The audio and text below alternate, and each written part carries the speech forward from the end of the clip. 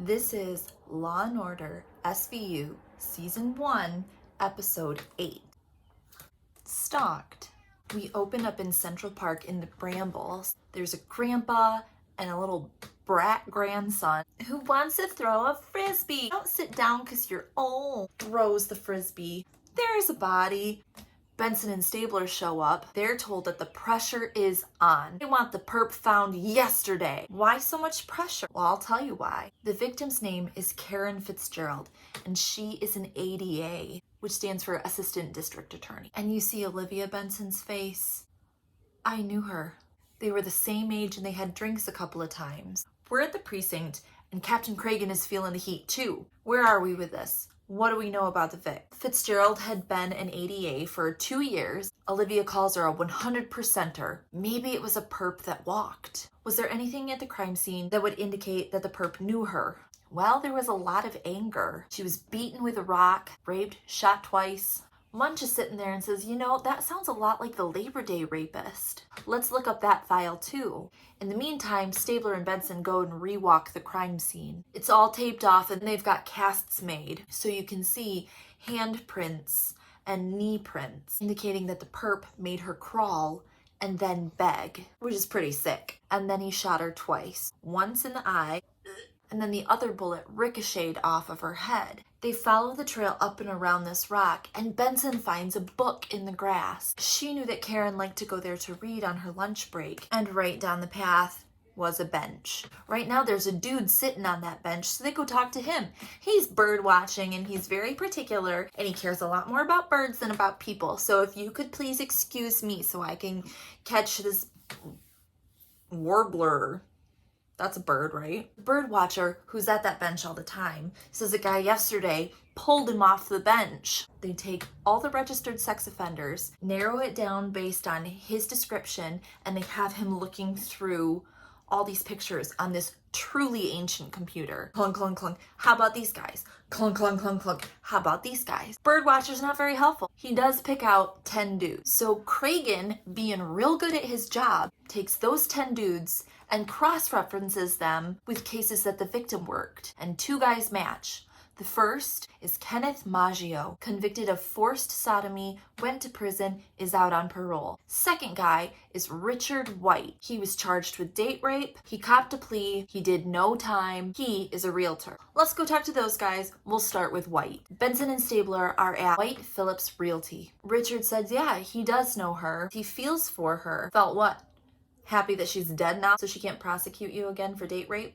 I pled down to sexual assault, even though I didn't do it. It was a he said, she said thing. Of Fitzgerald, I harbor no ill will. She was just doing her job. Benson's very annoyed by him, and Stabler's just playing into him, just smiling with his mouth and not his eyes. Looks better when he does it. What about Louise Billings, the woman who accused you of date rape? You have hard feelings for her? She thought it meant more than it did. She got mad, called the cops. Okay, whatever. Where were you yesterday between 3 and 5? I was showing a house. Here's the lockbox information. He says his business partner, Kimberly Phillips, can definitely corroborate. Meanwhile, Cassidy and Jeffries pick up a witness from the Labor Day rape case. He looks through pictures for like 2 hours, has a team building moment with Munch, who is also Jewish, and then, that's him. He ran into me and called me a thing not being a Jewish person I'm not comfortable saying. The guy who he identified was named Jean Lesot, or something French like that, and he was extradited to Canada, so they're off looking for him. Munch and Cassidy tracked down Kenneth Maggio, the second guy that was matched from the Birdwatcher and Fitzgerald's cases. And when they find him, they get a lot more information than just his alibi. And there's some very unnecessary and uncomfortable homophobic rhetoric. Essentially, he couldn't have been a rapist because he got his dick burnt off with sulfuric acid. So that only leaves Richard White. We're back at the precinct. Stabler tells the captain he did go back through and read the transcript of his trial. So Fitzgerald let him plead down, but not before dragging his ass through the mud. Munch and Cassidy go talk to the date rape victim, and Karen Fitzgerald's best friend is coming in to the precinct, get some info from her. We're at the home of Louise Billings. She dated Richard White for about 3 years. He could get pretty abusive. She finally broke it off, and he acted like it was fine. After that, They kept bumping into each other. Isn't that weird? One night, she just invited him up for dinner for old time's sake. This asshole gets drunk, made her crawl to him and beg for forgiveness before raping her. Does that sound familiar? She said that after it was all over, this bastard sends her flowers and they say, no hard feelings. What a guy. We're back at the precinct and we're talking to the best friend. She says that Karen was fearless. When they'd go out together and guys would hit on them, she'd just flash her badge, show them she was an ADA, they would just scatter. But there was this one time, and there was a guy sitting across from them, just smiling at her. She got rattled and said that they should leave. She identifies Richard White in a picture. Cragen says, so what? That's stalking. New York has no statute for stalking, so he's not guilty of anything. And that is goddamn ridiculous. And maybe the death of an ADA will change that shit. Munch and Cassidy are looking back at the trial transcripts. This is odd. His partner Phillips was a character witness in this trial, and now she's corroborating his alibi. Let's go shake her down. Benson and Stabler catch up with Kimberly Phillips at the residence that White claims to have been at during the murder. She shows them how the lockbox worked, and then tells them about how their business started together. It was about 2 years ago. She met him for the first time in an open house, and right then and there he said, hey, we should go into business together. And she's like, no, fucking weirdo, I don't even know you. And she turns him down. But then he did something real sweet. He sent her flowers. Guess what those flowers said? Yeah, no hard feelings. So over the next couple of months, she keeps running into him at all of these open houses. Imagine that. And finally she just says, you know, let's do it. Let's go into business together. Stabler and Benson are like, no. Something does not check out. He's got to have something on her. They're back at the precinct and they're talking to Craig. Benson says, I know this kind of guy. He hates women taking control. That's pretty convincing.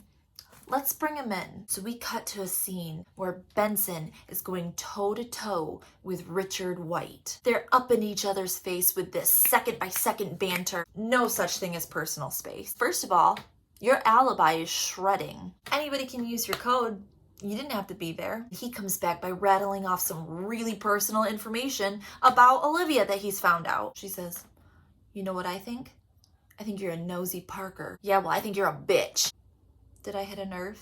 I don't have nerves. But here's the shit. They've got nothing on him and they have to let him go. Fuck. So Richard White walks, but we have 2 new pieces of information. Number 1, that French dude in Canada, he's dead, so it couldn't have been him. And number 2, Munch knows a guy, and after a whole bunch of bank mumbo jumbo, a lot of that money is being funneled under the radar to Kim.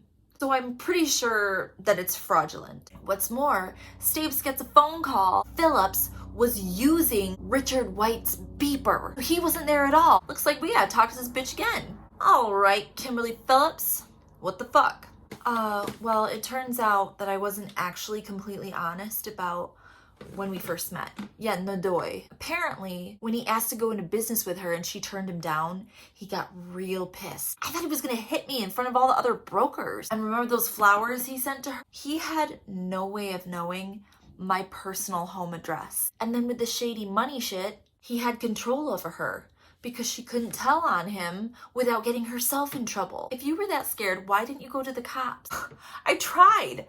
He hadn't done anything illegal. Remember, because stalking wasn't illegal? All right, this is enough.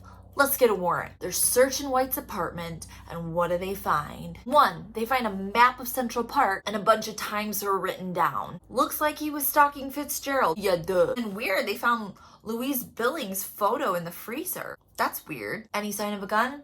No. Any sign of him?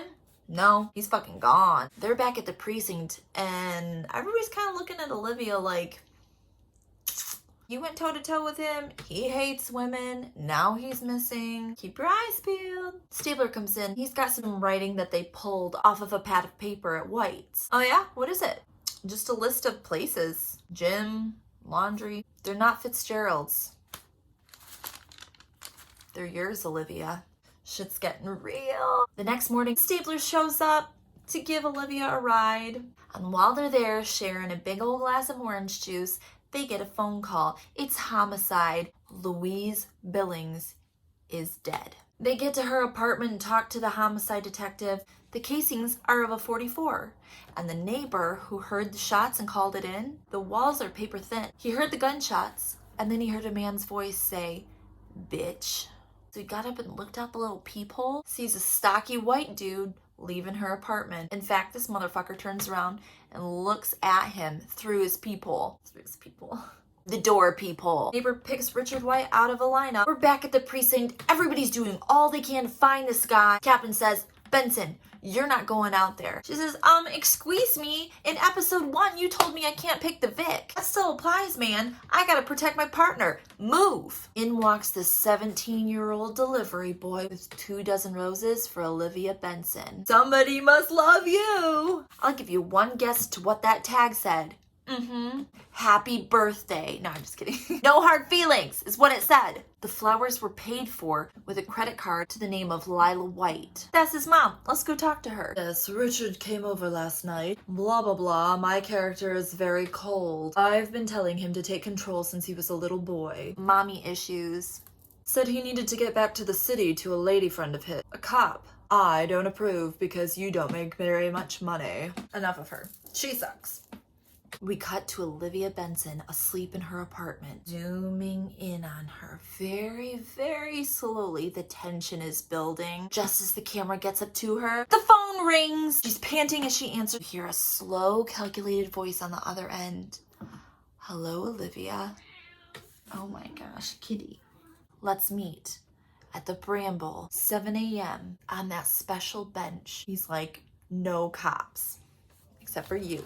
You can be there. So early morning, Olivia's sitting on this bench. She's vigilant as fuck, drinking her morning wine. You see somebody approaching, but they're silhouetted. It's just a homeless man, and he blows her a kiss. There's 2 runners coming, a man and a woman. But as they approach Olivia, the man pushes the girl out of the way, and she screams and runs off. Comes after Olivia with the knife. Of course, the entire precinct pops out of the bushes. Freeze, you stupid asshole! And they knock him to the ground, calling Olivia a coward bitch. Is he like in 5th grade? He's gotta get a better insult than the B word. Anyway, they bring him in. They need a fucking confession. So Olivia Benson walks in wearing the hell out of some jeans, and he starts in right away with the creepy ass banter. Does your mom still have nightmares from when she got raped? She tries her darndest, but he's not copping to the gun. Oh, you're disappointed. That's what you need to kill me.